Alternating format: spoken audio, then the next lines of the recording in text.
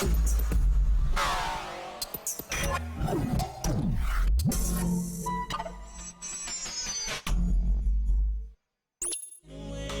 NeYo. Hello there. What's up? What's up? What's up? What's going on? Welcome. Thank you. Happy to be here. What's going on, everybody? Y'all good? All right. How you doing? So the album Nonfiction is in stores now. Yes. Right now. You can go get it. And a great thing about this album, you actually wrote it from your fans' perspective. Yeah. I reached out to the fans, asking them, questions about their relationships and lives and the whole nine. I wanted to tell my story, but I wanted to, give them an outlet to get some of their stories told as well. So shout out to everybody that participated and contributed. And I gotta say, and I know everybody says this because it's just that thing to say, but I genuinely feel like this is my best album yet, and I appreciate everybody that looked out. Now, how did you collect this information? Did people DM you on Instagram? Yeah, it was mainly Twitter that I did it with. Like I would because I wanted it to be kind of conversational. I don't want to, if I'd have put out there, hey, I'm looking for stories for my new album, people would have been writing all kind of crazy stuff just trying to get on. So I wanted people to keep it real, so I kept it kind of like a conversation. Like I would ask, who got a girlfriend that does something annoying? Go. And then whatever response came back that I really dug, I would then follow that person if I wasn't already following them, and then continue the conversation in the DMs, then take the conversation and eventually turn it into a song. Yeah, who got a girl that cheated on their husband type drama? All that. And people went deep, for real. Like, people got real personal with the comments and the questions and whatnot, yeah. Did you almost feel like a therapist at one point? I did. I felt like, somebody's supposed to be laying on the couch and I'm supposed to be asking about your childhood and the whole nine. Yeah, I did. They should have paid you for that. It was all good. It worked out, though. It definitely worked out. If you could only perform one song for the rest of your life, what song would it be? Woo! Only one for the rest of my life? For the rest of your life. Dang, she said telekinesis. Here we go. We got requests. Man, that's a good. Do it have to be one of my songs, or can it just be a song? Period. Your song. One of my songs. It has to be your song. Okay, cause I'd have busted Lady in My Life all day. All right. See, one of my songs, probably So Sick. So Sick. So Sick is the one that started it all for me. That was my first number one. You know what I mean?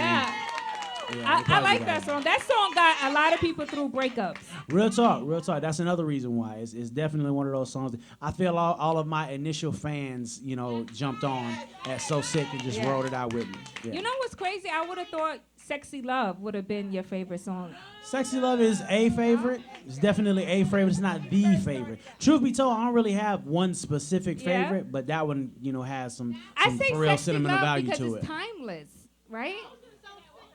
So Sick is timeless too, yeah. That's the you heard one. her. That's the one. That's the we one. started in the music industry very young. I remember meeting you many years ago. Yeah. How do you find yourself as a man in the music business when you have so many women throwing themselves at you, some real, some superficial? How do you find yourself? I mean, it is what it is. You gotta. One thing I learned about this business real early on is that you gotta take the bad with the good. You know what I mean? And that's in every aspect of the business. That's from the people that you come across to the things that happen. You know what I mean? You gotta take the bad with the good. There are some people out there that are genuine, and there's some people out there that aren't.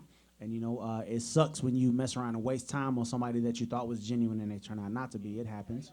But it is what it is. The name of the game is you gotta keep rolling. You gotta just keep moving. Yeah, and you're one of the best artists to actually come from behind the scenes and really do well in front of the camera. Appreciate that. Just being a songwriter and actually developing into the artist, NeYo. Appreciate that. Was that difficult?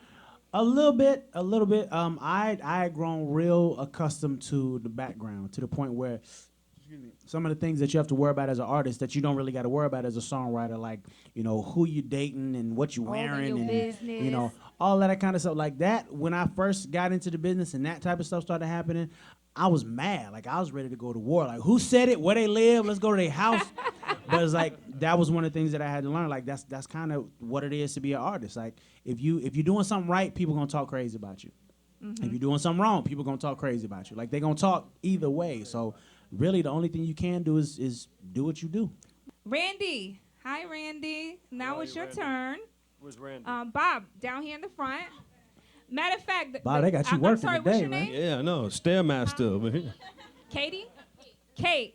So Kate brought her father to meet you, which she says is the future son-in-law. Wait a minute. In her heart and in her As I head. instantly start sweating. broke Wait a my minute. heart. Okay, okay. before we get into that though, what was it like meeting like your first girlfriend's dad?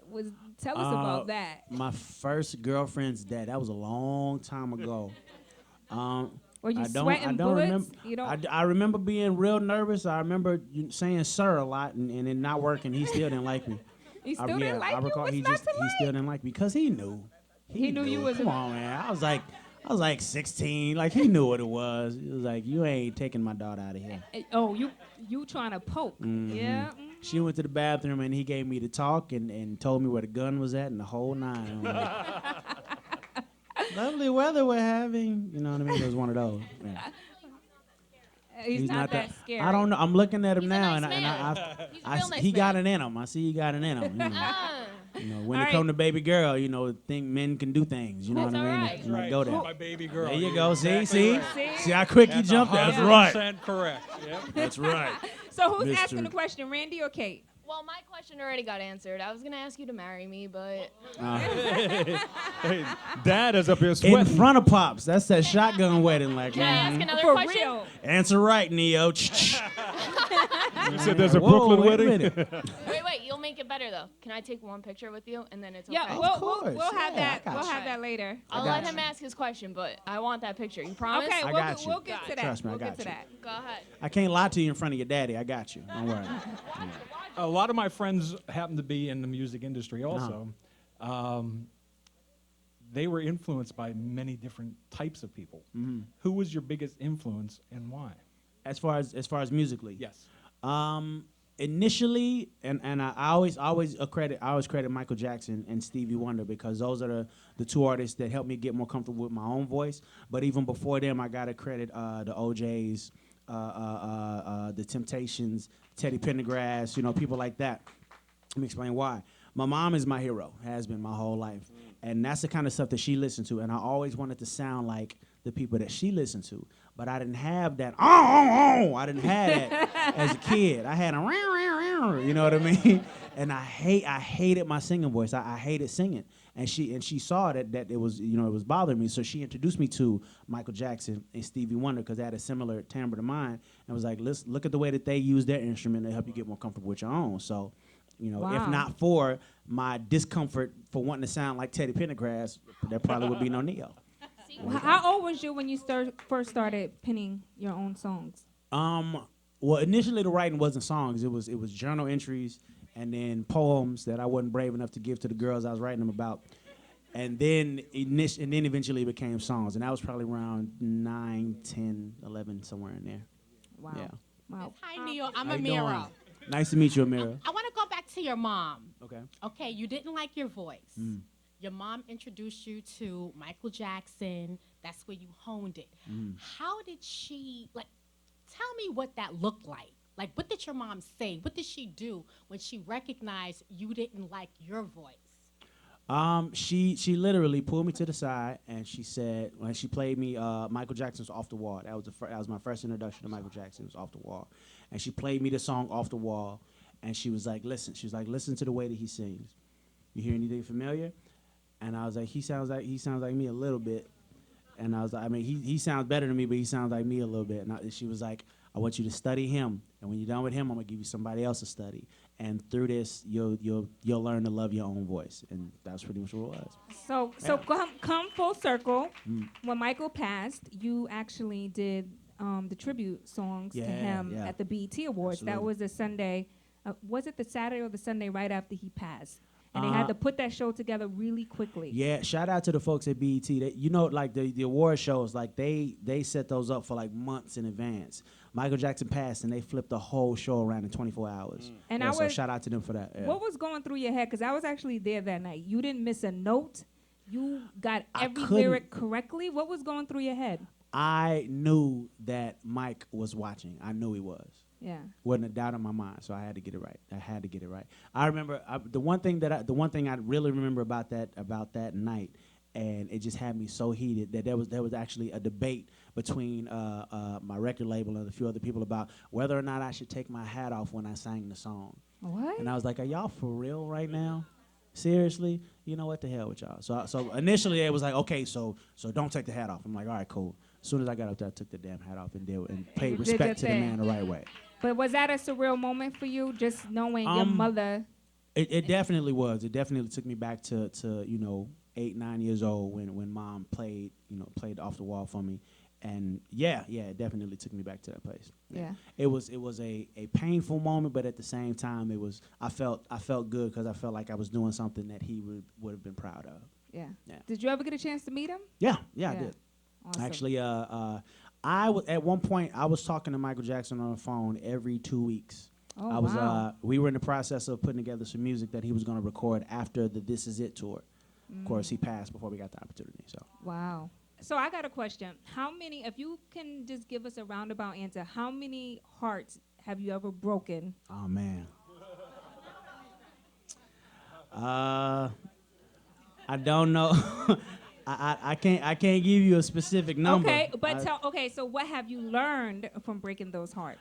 I feel like one thing I know about myself is that I'm a person that loves fast and hard. I fall in love real fast.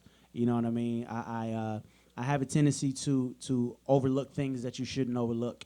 You know, you first get with somebody and it be that small thing that bug you, but it's like y'all just got together, so it's like it's all right. It's not that I'll big of a change deal. him, or I'll change her, whatever the case may be.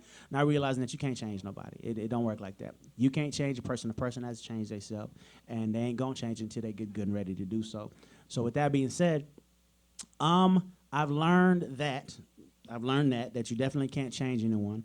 I've learned that if you are not ready for a situation, you should not get into a situation. Speaking to my fellas specifically, if you ain't ready to have a girlfriend yet, just don't get no girlfriend, bro. Like all the cheating and all of that stuff, that you asking for trouble. You're gonna get caught. We not that smart. It's gonna happen. You're gonna get caught. It may take some time, but you're gonna get caught. You're gonna get comfortable. You're gonna slip up. And you're going to leave something in your pocket or you're going to leave your phone somewhere. And women, We know. they're getting the phone. They will get in the phone. So fast forward. know? She knows. Yeah, that's Yeah. a good one. So Yeah. fast forward, what would you tell your daughter many years from now, because she's still young as well, about when she gets her heart broken? What advice would you give her? I would tell her that pain is a part of life. To live your life trying to outrun pain, you're going to be running for a long time. Yeah. Pain is a part of life. The same way the sun going up and the sun going down are related. You can't appreciate a sunny day if every day is a sunny day. You need it to rain sometimes so that you can appreciate the sun. So with that being said, you got your heart broke this time. It happens. Time. But it's about, you got to keep going. Yeah, you got to time keep moving. heals You all. can't let this one heartbreak stop you because I hate to be the bearer of bad news, but this probably ain't the first time it's going to happen. Just truth be told. Yeah. You know. Nonfiction, everybody. It's in stores Yeah. right now. Right now. Go get it.